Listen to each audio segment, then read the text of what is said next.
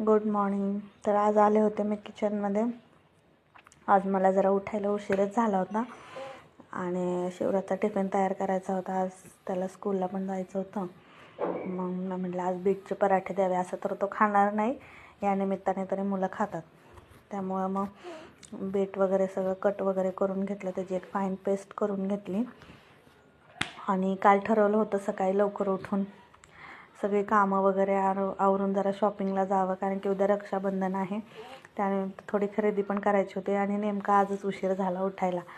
मग धावपळ झाली. मग त्याचा पहिला टिफिन तयार करून घेतला आणि मग बाकीचं त्याला मध्ये मध्ये उठवणं पण चालू होतं. झोपला होता तो, लवकर उठत नाही, आवाज देऊन देऊन मग उठवावं लागतं.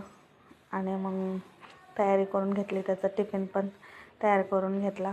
यांच्यासाठी पण नाश्ता बनवून घेतला होता आणि मग काय चालू झाली तयारी. रोजचंच तेच आपलं कामं, पटपट मागे.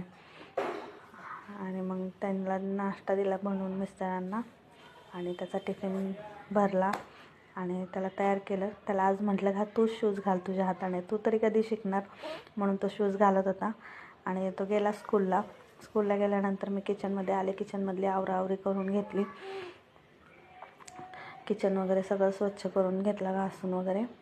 आणि म्हटलं आता पटपट आवरावं आणि मग जावं मंडईमध्ये.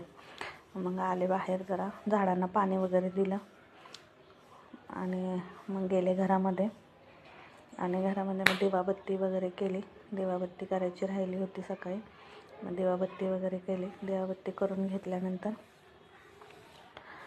मग कपड्यांचा घडा पण घालायचा होता. म्हटलं ते कपड्यांचा घडा घालून ठेवते, कारण की नंतर बाहेर गेलं की यायचा काही टायमिंग नसतो आणि मग आल्यावरती घरात पसारा दिसल्यावर मग अजूनच कंटाळा येतो. त्यामुळं पटपट आपलं म्हटलं कामं उरकावीत आणि जावं. मग पटकन कपड्यांचा घडा वगैरे घालून घेतला आणि मग माझं आवडलं. पटकन आवरून वगैरे